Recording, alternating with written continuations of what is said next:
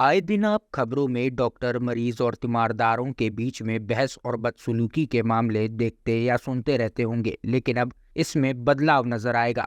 जी हाँ, कानपुर के गणेश शंकर विद्यार्थी मेडिकल कॉलेज में अब डॉक्टरी के साथ साथ छात्र छात्राओं को इंसानियत के बारे में भी पढ़ाया और समझाया जाएगा। मानवीय मूल्यों के बारे में भी पढ़ाया जाएगा ताकि वह मरीजों और उनके परिवार वालों के साथ अच्छा व्यवहार करें और आत्मीयता का रिश्ता बनाकर रखें। जीएसवीएम मेडिकल कॉलेज में इसके लिए कुछ स्पेशल क्लास शुरू की जा रही है, जिसके तहत जिस प्रकार से मेडिकल पढ़ाई का जो ढांचा है वह उसी तरीके से चलता रहेगा।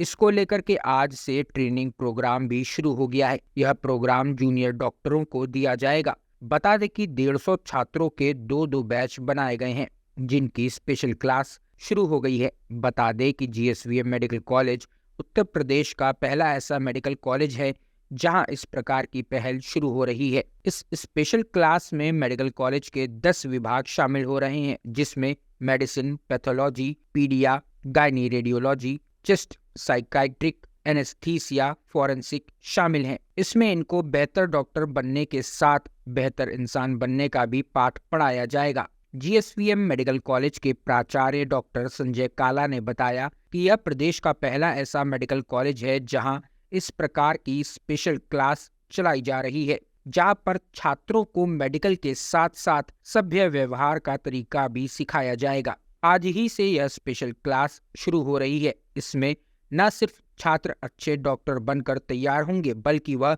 इंसानियत का पाठ भी यहाँ पर पढ़ेंगे। उन्होंने बताया कि इस स्पेशल क्लास में जूनियर डॉक्टरों को मरीजों को डील करना सिखाया जाएगा कि किस प्रकार से मरीज के परिजनों को उनका हाल बताए, किस प्रकार से दवाओं और जो मेडिकल फैसिलिटी उनको दी जा रही है उसके बारे में उनको समझाएं। अगर मरीज की मौत हो जाती है और उनके परिजन पहले से उत्तेजित हैं, तो उस समय किस तरीके से स्थिति को संभाला जाए। This novel concept was conceptuated and the inspiration was given to as principal sir. These ambulances are really helpful, a really noble concept. The ambulance can take the patient from the bed. मेरे को लगता है कई लोगों ने, जैसे बच्चे खासकर उन्होंने वो जर्नी देखी नहीं, जो समय हम लोगों ने उस जो पहला कदम था हमारा, जो हमारे बेबी स्टेप्स थे, उससे how far we have grown है। लेकिन कुछ पिक्चर्स जो आज डॉक्टर पारुल ने प्रेजेंट की थी, it was just a tip of work, tip of iceberg that we have done. हमने जो काम किए हैं, ठीक है, वो बहुत थोड़ा सा उसका हिस्सा में दिखा हुआ है।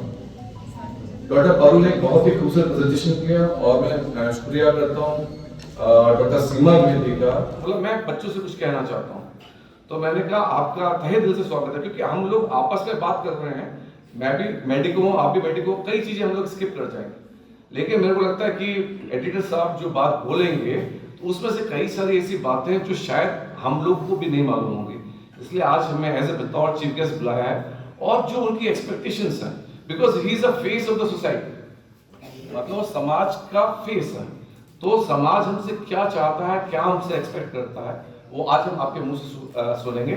अब मैं बात को ज्यादा नहीं बढ़ाते हुए मैं सीमा मैडम से बोलूंगा, प्रोग्राम बहुत अच्छे ढंग से अटेंड करना आपको, क्योंकि ये आपके जीवन भर मदद करेगा।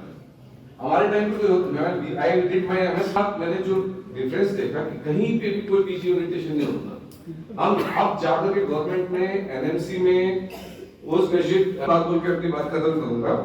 जब हम यूजी में थे तो हम लोग हमारा क्या मैसेज देना चाहते? देखिए, जैसे मैं पहले भी बता चुका हूँ कि हम लोग अक्सर विभिन्न, मतलब मैं खाली अपने कॉलेज की बात नहीं कर रहा, प्रदेश में अलग अलग हॉस्पिटल्स में और मेडिकल कॉलेज में अक्सर ये समस्या आती है कि संवादहीनता की वजह से एक मरीज में, उसके तीमारदार में और डॉक्टरों के, जूनियर स्पेशलिस्ट जूनियर डॉक्टर के बीच में एक गैप हो जाता है।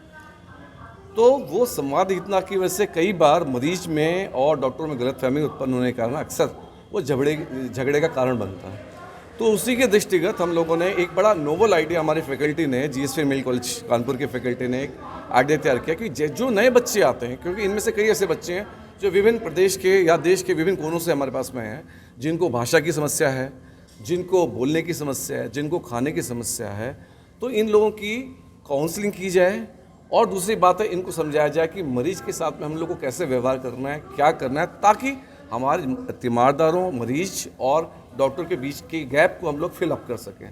और इस गैप को फिल अप करने का एडवांटेज ये है कि हमारा एक तो सोसाइटी में जो डॉक्टर को भगवान का दर्जा दिया जाता है, तो हमें कम से कम हम लोग बिहेव भी भगवान की तरह करें और समाज में ये मैसेज दें कि नहीं, हम सोसाइटी के लिए ही, हम सोसाइटी से निकले हैं और सोसाइटी के लिए ही कार्य करने के लिए बने हैं।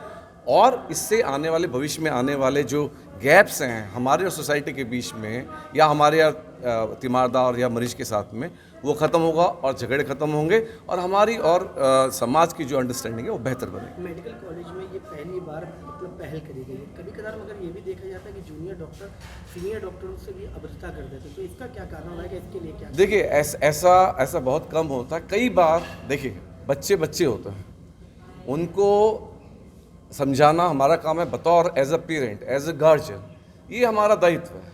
और कई बार वो गलती करते हैं तो हम उसको इग्नोर भी करते हैं, फिर बाद में उनको प्यार से समझाते भी हैं कि जैसे आपके बच्चे हैं या समाज में बच्चे होते हैं, सब जगह वो भी हमारे बच्चे हैं। तो ज़्यादातर चूँकि वो काम बहुत करते हैं, कोई भी मेडिकल कॉलेज अगर कहा जाए तो बिना रेजिडेंट्स के नहीं चल सकता। उसकी रीढ़ में रेजिडेंट्स और वहाँ का स्टाफ होता है। जो कंसल्टेंट्स हैं वो मुश्किल से कुछ घंटे दे पाते हैं, लेकिन जो रेजिडेंट हैं वो 24 घंटे ड्यूटी करते हैं। स्टाफ और गार्ड वाइज से जो झगड़ा हो जाता है सर, उसको जो रोकथाम के लिए क्या करें? नहीं, वही मैंने जो अभी हमने ये ओरिएंटेशन प्रोग्राम स्टार्ट किया है रेजिडेंट्स के लिए।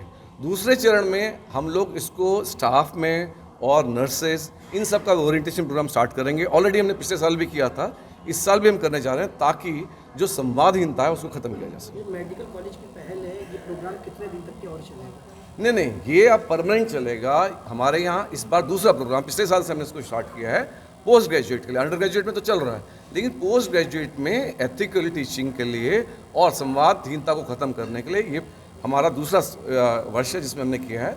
और इसमें हम लोग ने प्रेस और मीडिया के लोग भी बुलाए हैं, उनकी भी राय हमने जो अपने छात्रों को देनी चाहिए, ताकि क्योंकि जो प्रेस है उसको समाज का दर्पण कहा जाता है। तो हम लोगों ने प्रेस के जो एलीट लोग हैं उनको बुलाया है, ताकि उनको भी हमारे छात्र जान सकें कि समाज हमारे बारे में क्या सोचता है और हमसे क्या अपेक्षा रखता है।